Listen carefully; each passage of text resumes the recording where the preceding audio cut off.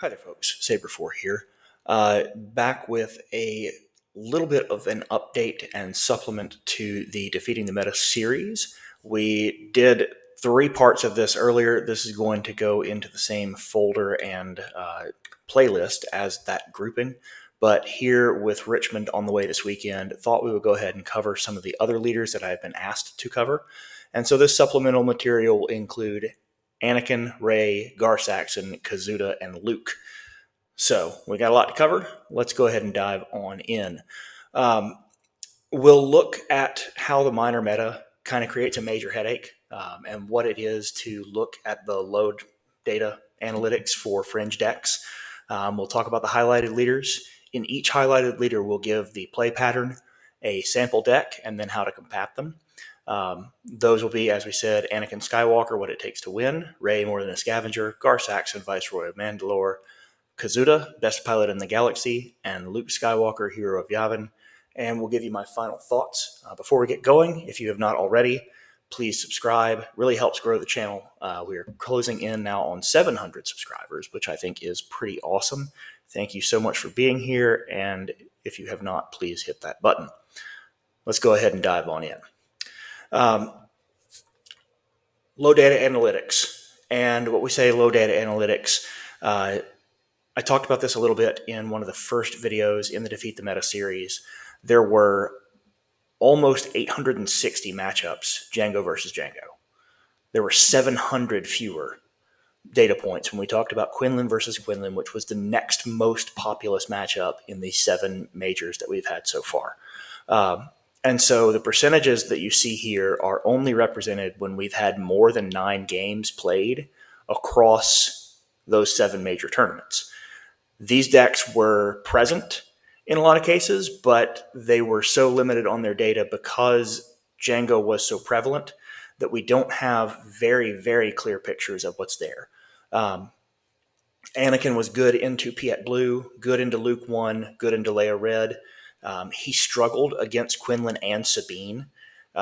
Did not fare terribly well against Han 1 Green and did very poorly against Palp Yellow.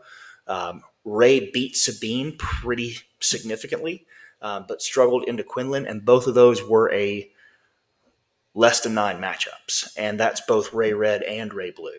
Gar Saxon did well against Sabine, did well against Boba 4, did well against Han 1 Green, had significant stuff with statistics in all of those, but struggled against decks that would actually ping, and we'll talk about that when we get to him. Kazuda beat up Sabine, but anything that was a mid-range deck did exactly what you expected against a very aggressive aggro deck. And then Luke 4, I put green on here because green was the most represented. I'm going to show you red because I think red is the better deck. But it had a lot of things that it did pretty well with, though it had low data points. Luke 4 green absolutely folded to Quinlan. Boba 4 yellow, Han yellow, didn't do terribly well against. Beat Sabine did pretty well against some other things. But let's go ahead and move on and talk about Anakin. Most commonly, when you see Anakin, you are going to be sitting down across from Anakin Blue. And his leader ability allows for a lot of upward trades. And it does it by damaging his own base. Thing is, that's synergistic to his flip. So Anakin is a 4/7 overwhelm if he were to flip with absolutely no damage on the base. But for every 5 damage that goes on his base, he gets +1/+0. So potentially, an Anakin that is playing Colossus, if it is very late in the game, could be as big as a 10/7 with no modification. The breakpoints that you have to think about when you are playing against Anakin is, or what he's kind of thinking about, is that his Cassian unit, a 3-cost unit that can sit there on the board, is able to take out Sabine cleanly. 2 health to the base, Sabine goes away. Same thing with Cham Syndulla into Quinlan or any other 7 health leader. Cham Syndulla is holding that leader hostage because he's a 5 power. Yes, he's sitting out there on 4 health, but he's a 5 power, and if you flip a 7 into him, 2 damage to the base, Cham into the leader, and they're gone. The versions of this that I have played and the versions of this that I think do very well use some of their restore units well, and they marginalize that cost. So knowing that they're going to take some actual damage from you, they are able to take a little bit from themselves, able to heal back some from themselves, and if they are left to their own devices, they will go ahead and do damage to the base while healing their own. Pretty heavy force package. Yoda, Kanan, Obi, Luke utilizes Force Throw, which anything with Force should be, and especially if they're already in red, which he is. Perilous Position and Perilous Position and Jedi lightsabers are here, and Razor Crest is a great way to buy them back because not only is it a decent powered unit in space with Restore, but when you play it, you are able to buy back one of your previously used upgrades. Variations may use Redemption and Crate Dragon as a top end instead of Luke Skywalker. The version you're going to see here is, as most of these are, is a little bit of a conglomeration of decks that have placed that include these leaders. So if they were more focused on Luke than they were on getting to Redemption and to Great Dragon, you're going to see that represented in these lists.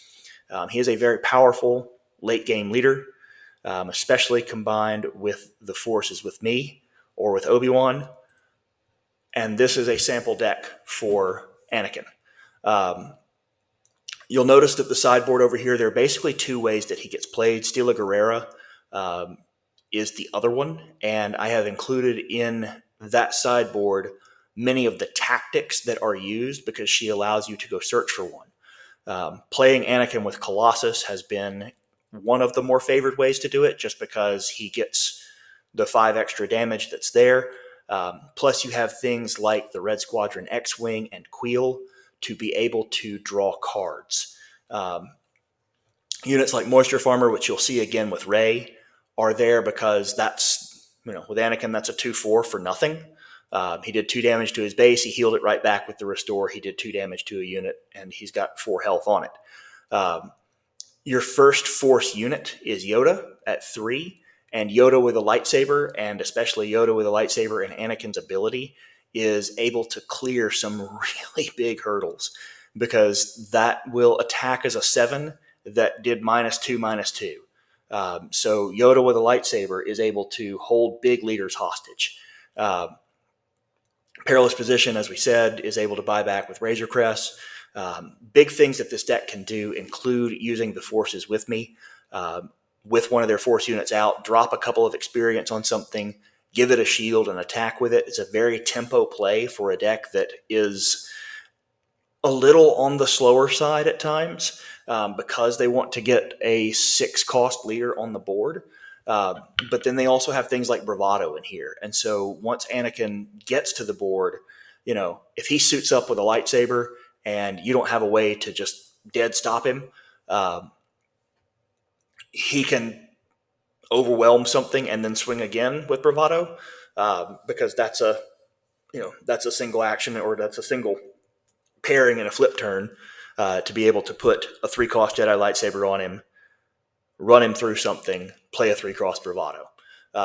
Another common play on his flip will be to play Obi-Wan and to go ahead and have a nice Sentinel out there in front of him so that Anakin is able to come to the board cleanly. How do we defeat Anakin? As we said, his units are going to trade up at the cost of base health, and Anakin is their closer.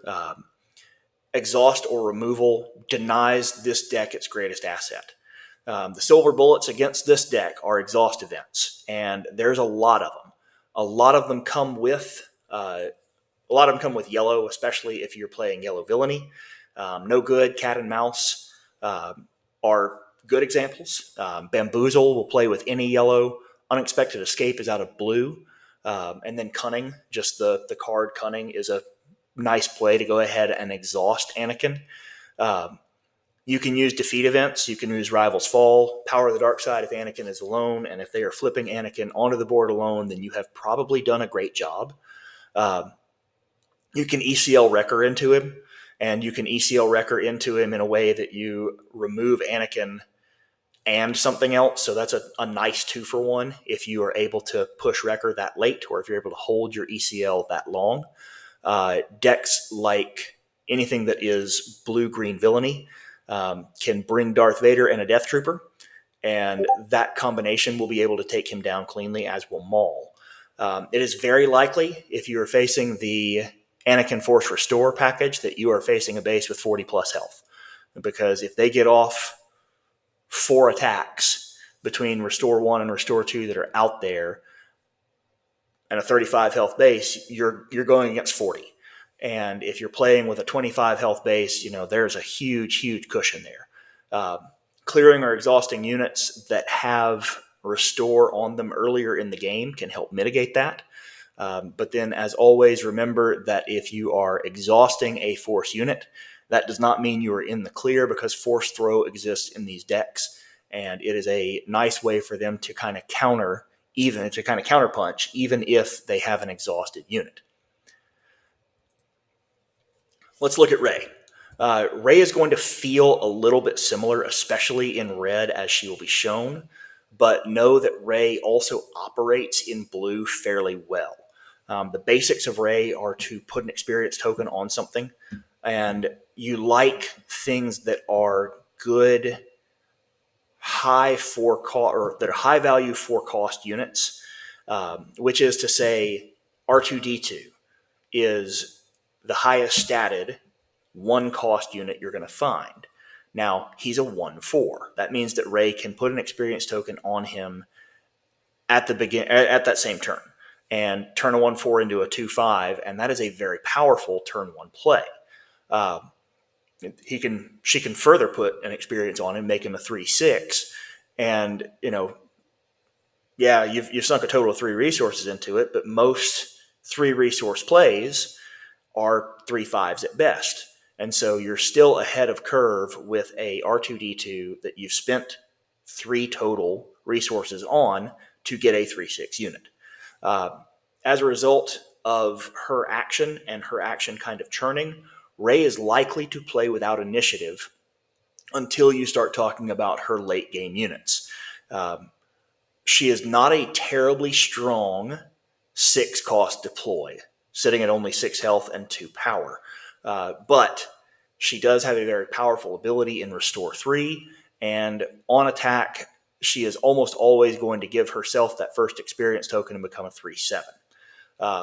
Rey Blue, if you're sitting across from it, is likely a control deck in Heroism. They're going to be running Quill. They're going to be running some things to gain back card advantage, much like with Anakin that we just talked about. But the lack of access to Power of the Dark Side and to Merciless Contest means that they are going to have to rely more on unit-based removal, or things like Equalize. Their top end is Luke and Redemption, because they're absent of things like Crate Dragon, and their primary win condition is just going to be playing a longer game than you do. Luke is a Restore 3. Rey is a Restore 3. The two of them get in 3 total swings, and no matter what base you were starting with, now you're looking at 35 plus health, all the way up to mid 40s if you're talking playing with Colossus. They might use Satine and Vigilance and have Milling as a win condition. The Sentinel, the 1/8 Sentinel, can grow to a 3/10. And even though you're probably going to have to ping some damage into it, just exhausting it if Satine is on the board is going to cost your opponent a lot of cards. And so this can be a very efficient mill deck. I think Obi-Wan is better at it, but this can be a very efficient one. Rey Red is more aggressive, less focused on those heals, stronger removal package thanks to access like Force Throw and the red events like Open Fire. Plus, it gives you access to things like the Red Squadron Y-Wing, which I think is one of the better options for Rey to play. If that thing can be a 3/5, especially since the Rey Red is going to play some pilots. If pilots go uncontested, you can put Cassian, you can put Hera in that after it has kind of suited up, and you can have a real monster out there that is also doing indirect damage. Poe can be in this deck. Wrecker can be in this deck. You may or may not see Kylo. You probably will not, because it is in a 6 cost space where you want a more immediate impact. I think Ray Red is the better of the 2 decks, but these 2 were so lightly played that it's kind of hard to tell at this point. This is a sample Ray Red deck. As we see, Moisture Farmer is kind of familiar. Regional Governor is a very important card for them here, even though it is, as we see, it's a 1/4. It's the same stats as R2-D2 would have come out on, but that can be brought all the way up to a 3/6, and that limits your opponents or their opponents from being able to place a card of their choice. Most of the stuff that you're seeing here, all the way up through Kanan, are things that you can drop, that Ray can drop an experience token on.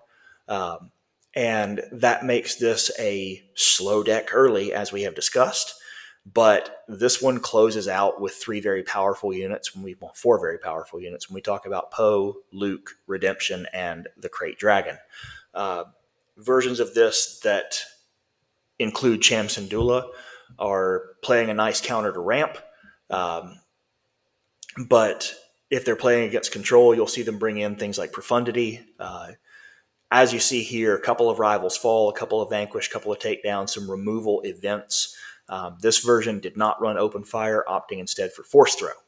And so this is kind of a sample Ray deck. How do we beat her? Like with Anakin, be aware of units that restore. We want to keep them from lengthening the game, because if we're talking about dealing with a base that has 40 plus health, I can race to 25 pretty easy. I can get to 30. I know how to get to 35. But when we start talking about 45, almost 50 health, that can be a real challenge for decks, even that are doing well into those units. If your deck looks to trade them early. Ambush is a big help for you here. Letting those Concord Dawns become a 3/6 that is a Sentinel at 5/6 makes it really rough to try and trade into them. Plan your turns knowing that you are going to have the initiative in early rounds most of the time. Silver Bullets here, Ambush. Being able to take out one of her units before she can grow it. Upgrade removal. Allegiant General Pride is a 1-card silver bullet if you have indirect damage. In theory, because there's not games played, Boba should shred this and should do it with ease as long as he drops General Pride early. Because if they're not allowed to just continue soaking to base, which they can do some of, knowing that they are going to restore, his removal of Upgrade is always in effect. He doesn't have to be the one doing the indirect damage. Bounce effects. Our bounce effects are great against Ray. Ray has spent several actions and several resources to suit something up, and if you then bounce it back to their hand, those resources were spent for nothing. And she gave you initiative in the process. Waylay and Cunning are both effective because even the units that she suits up are going to have underneath the threshold for Cunning to bounce them. Bamboozle is another great one for this. Aggression and Control can both have some good games against Ray. Even though she is very much more mid-range, she's slow. And Aggression can kind of have its way with it if Aggression is fast and is smart about what units it takes out. Her actions are slow. 1-to-1 removal stops and kind of stymies this idea of what you're playing. And a lot of those 1-to-1 removal decks have a better late game than what's there. I will sacrifice 3 health to take out a Krayt Dragon if it is the only thing that is sitting on the table. But that's kind of where we are with defeating Ray. Let's move on and talk about Gar Saxon. I have covered Gar Saxon on this channel, so I'm going to use my own deck with this. We're going to see Gar Saxon in yellow. I mean, that's just the bottom line is you're not going to see Gar Saxon outside of yellow because that is where the critical mass is. The shielded keyword is what he is playing with, and so Gar Saxon takes down decks that are doing indirect damage with ease. He struggles mightily into ping decks that deal direct damage, because those indirect pings, when they strip off the shield, or the direct pings, when they strip off the shield, gets rid of the +1/+0. And because of the shielded keyword, a lot of his units are otherwise a little bit undervalued when you talk about health. And so they're easy to trade into and remove, or they are easy to just overpower because they no longer have that +1. The oddity of this is that it is a very aggressive deck in a color combination not known for aggression. Um, you know, you can also pair a very strong end game into this because you are talking about Blue Villain, and Blue Villain has really one of the strongest pairings of end game cards that are available to the villainy side. However, this is an aggressive deck that you're sitting in front of. Limited removal, favoring offense, favoring tempo. Very high value trades for this because his units are shielded, and because they're shielded, they're +1/+0. So his first turn Crafty Smuggler can take out your first turn Battlefield Marine and survive. And the Battlefield Marine, yeah, it took all 3 damage. Okay, the Crafty's only going to do 2 next time, but it stuck around at full health. And so you have a lot of things like that that are here. What's in Gar Saxon Yellow? Director Krennic is a big play for them because they can put things like Greedo down for free. They can play Inferno 4 for 1. They can play the Zagerian Starhopper for 1. They're not as concerned with the when defeated text that is here, as much as it is that these are units that they can get out a little bit cheaper and allow them to do some things like put down Snapshot Reflexes, or to play Covert Strength out of hand. This deck does have a little bit of concession for the fact that we were planning and playing around some hand destruction. And so we have some things in here like Jetpack that can smuggle in, or Lom Pike that is very, very beneficial for this deck because he can give units. This doesn't play heavy space. He will give your space unit a shield and not care, as long as he is giving one of his own units a shield that becomes its upgrade. And so Lom Pike is a very important card for them. Lom Pike is one of your kill on sights for this, if you can keep him out of the mix. The problem that you will encounter with Gar Saxon is that a lot of his plays where he is putting a upgrade on his unit are tempo plays. And so for Gar Saxon, smuggling out a Hotshot Blaster allows him to attack immediately at +3 if that is the first upgrade. Bringing out Snapshot Reflexes on a ready unit allows me to attack with that ready unit and keep tempo. Asteroid Sanctuary is a very rarely used card outside of Gar Saxon here, but it exhausts one of your units and gives him a shield.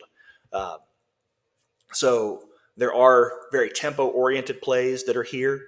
The sideboard for Gar Saxon tends to kind of clear the way for some plays against control, or to do things like create a token and create a shield, or turn off some pings. The Boba Fett unit here is shielded, and then, of course, Change of Heart. This deck, as you can see, Gar Saxon is the highest cost thing in the deck in its normal configuration. You actually go beyond your highest costed card at 5 to play your leader. And so in a lot of cases, when I am playing Gar Saxon and when I am doing well with him, I'm ending the game on my flip turn. And so I'm ending the game on 6 resources. But he's got a couple pieces of tech that we talked about with some of the previous decks with No Good to Me Dead. He has Surprise Strike to be able to temporarily buff his units, and he has some decent when defeated effects for filtering or for dealing damage. This is a decent deck to play. It's fair into a lot of matchups, but as we said, Cad Bane and Quinlan are going to tear it to pieces because they wind up pinging off those shields, and he just struggles into them. Damage-based removal is not effective overall because you're talking about shielded units. They will shrink his units overall and remove some of that firepower, but unit-based control is also very difficult because you're going against a shield. The leader has a strong stat line given his flip, and because he has a bunch of tempo upgrades, he is also out of range for things like Plo Koon's ambush. And those tempo upgrades allow him to come out and attack really big on that flip turn. They are vulnerable, as we said, to on-attack damage. That'll ping the shield and then allow something to go through. So something like Sabine into a turn 1 Crafty Smuggler or into Krennic. Sabine will survive the attack, and Krennic and the Crafty Smuggler will both be completely defeated because you removed the shield before you made the attack. Some silver bullets here. Anything that does direct damage, especially if it can spread wide.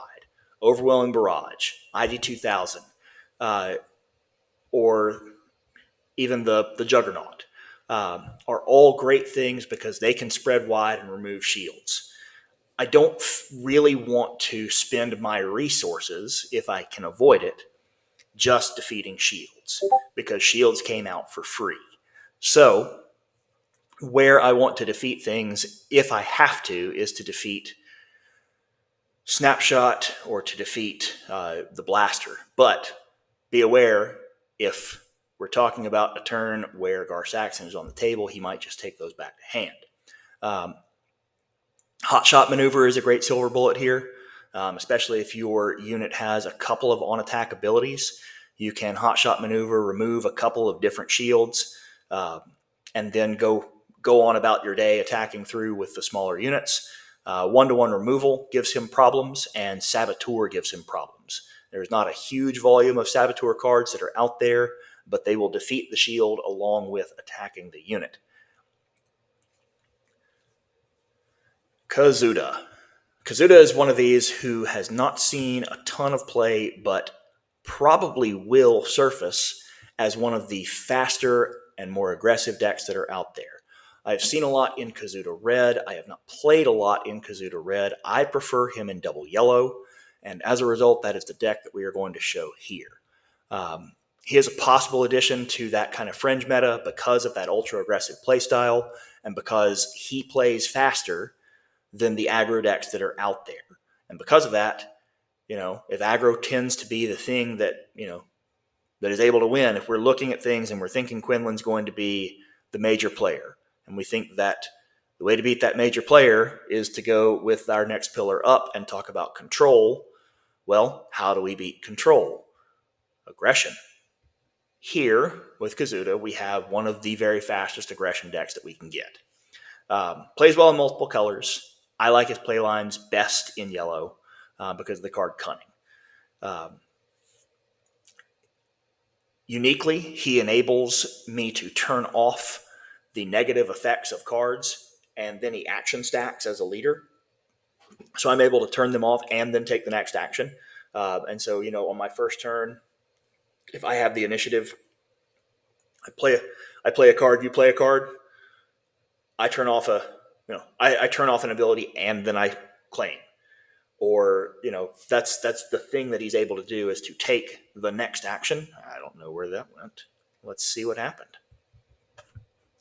Oh, there we go. We went to the next slide. That's fine. He plays small.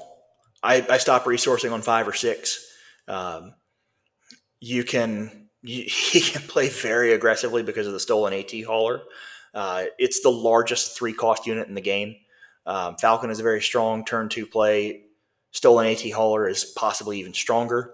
But if Kazuda pops down into a Stolen AT Hauler and then plays Cunning, he can swing for 11 on turn 3. And that by itself might just be too difficult to stabilize.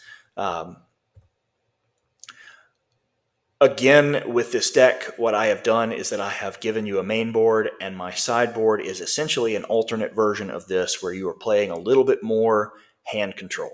So here is your main version. Up here, what I have been running when I've run Kazuda.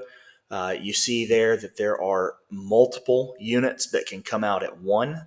That is because I am using things like Leia as well, and knowing that I'm going to be stopping at 5 or 6, That means that later on I can play a Republic Y-Wing and then play Plo Koon. I have in here a couple of different ways to return and or replay that stolen AT hauler if it gets transferred over to the other side.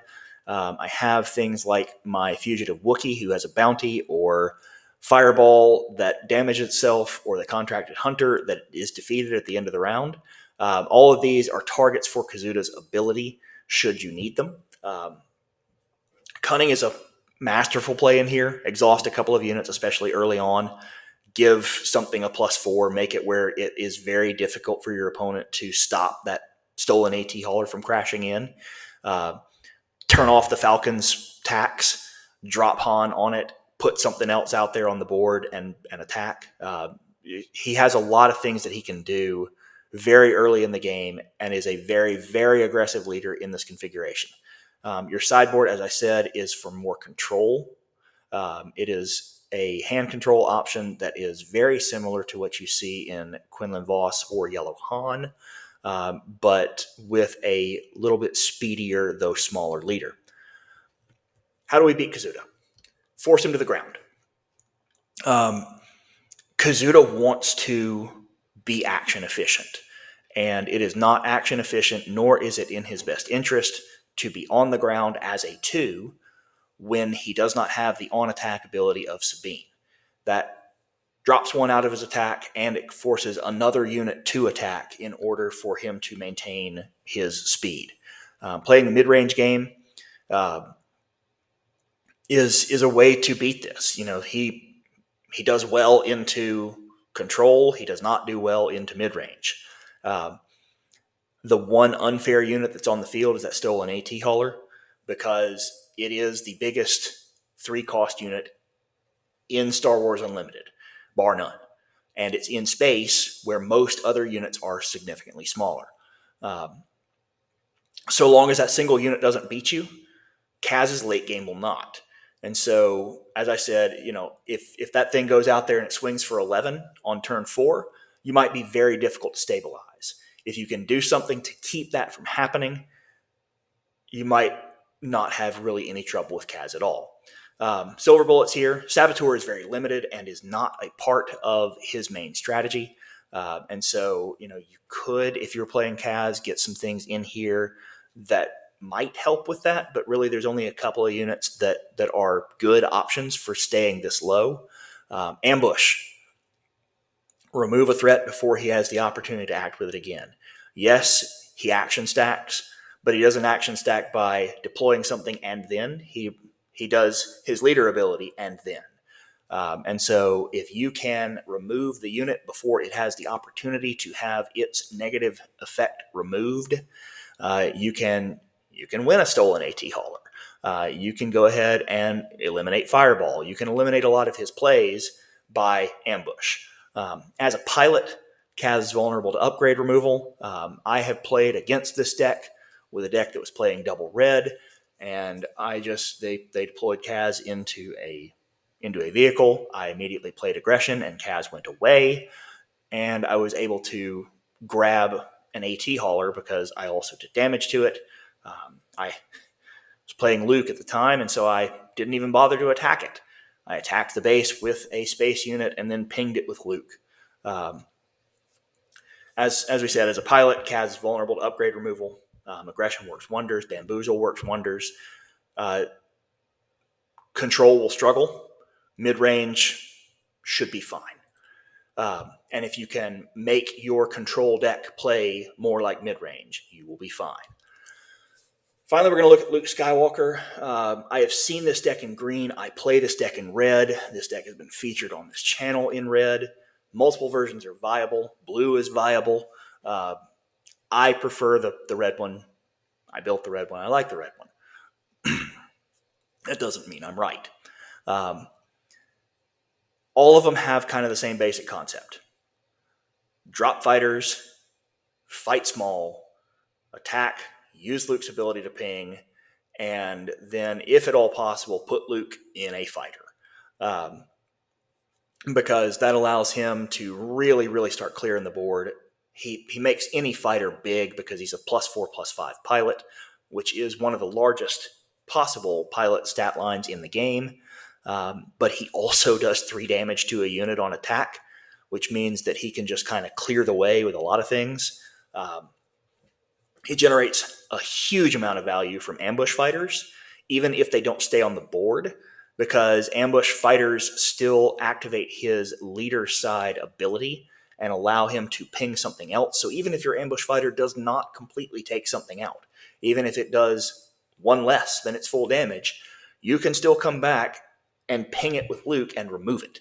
If you're playing this with Tarkin Town, you have an absolutely absurd amount of ways that you can damage things all at once. And you can ambush something and get rid of it, turn around in Tarkin Town something else that you have pinged, and really, really clear the board. He plays small to space. He plays bigs to ground, and which is to say, not bigs the unit, but he plays big units to the ground, which is to say that his closers may go as high as Crate Dragon, but he's often looking at Poe and Wrecker. In the green versions, be cautious of Chewbacca, especially if he goes in a Red Squadron Y-Wing. That is just ugly. Yeah, sure, an A-Wing has a little bit more base power, but that Red Squadron Y-Wing is going to pummel you with indirect damage. All right, this is my current Luke deck as of 419. As I said, this is the version of it that I like. It does not necessarily mean that it is the best, but this is what I have played with great success. BB-8 allows you to do things like to ready Black 1 or to ready Poe. There's not a whole lot of resistance in here. The Dilapidated Ski Speeder is also a resistance unit, and if you slap bigs on it, you have a really, really ugly unit out there that BB-8 can turn around and ready by jumping on one of your ships. I have good success with Fighters for Freedom, not only because it pings the base every time that something happens, but it also is a saboteur, which goes along with the Orbiting K-Wing. Orbiting K-Wing is a great place to put a pilot if you are needing something to crash through and ignore a Sentinel. A ship that becomes an 8-9 saboteur with a leader that can't be removed isn't a bad thing for Luke to be in if he can't be in Red 5. Sabine's Masterpiece is a good one in here. It's a better one in any of the multicolors because it gets more than one ability. Even though that is a single on-attack ability, it starts to do things like heal your base or to give an experience token instead of just pinging damage. You'll notice in here, if you look through this deck, that most of the cards that are here have an on-attack ability. Why is that? Well, that's because this card is a war crime. I, on more than one occasion, have managed to get Red 5 on the board and get Red 5 to stick. Luke got aboard it. Luke played Hotshot Maneuver. I did 9 damage to units that were spread out and then attacked the base for 7. And, well, seeing as how that cost me only 1, you could come back, even though it is not right here in this version, you could come back and bravado, you could come back and do a lot of things, but quite often that is a complete board wipe on one side and a real mess for opponents to try and catch back up to. Defeating Luke, defeat or exhaust his fighters. You might take some damage from pings. You're going to take some damage from pings. It's going to happen. But hard control options work at first, but many of these are difficult to hard control because they have so many fighters that are low cost. Take a look. Black 1, Green Squadron, Gray Squadron, Red Squadron, supporting ETA, all 2s. And then we start looking at Red 5 as a 3. So we're playing a lot of low-to-the-ground fighters and able to churn several of them out should we want to. And you're able to hold on to them if you need to, especially against hard control. Hard counter. Hard counter Red 5. Don't care what deck you're playing. Don't care how you're playing against it. When Luke puts down Red 5, you find a way to attack it and do it before he can suit it up. Luke aboard that will obliterate a board. That is win con number 1 for Luke, is to get him aboard Red 5. Especially because pilot removal does not remove him. Now, you can still unit remove red 5, and it is a 3-cost unit that you can deal with any other kind of removal. And remember that bouncing something back to hand, such as Bamboozle, means that you countered the leader.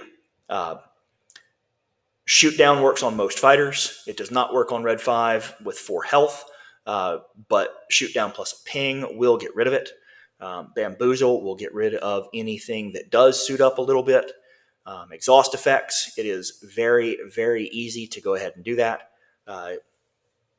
Kiara can be used, and I'm talking yellow Kiara, yellow hero Kiara can be used to call out things like hot shot or stay on target. And once again, with stay on target, a very important thing for them to play early on, because if they can get this with a Red Squadron Y-Wing that does damage to base on attack, and the attack on the base are 2 separate instances, they will hit for 3, do 3 indirect, and draw 2 cards. So that covers 5 of the leaders that we have talked about. Let's go into our final thoughts here.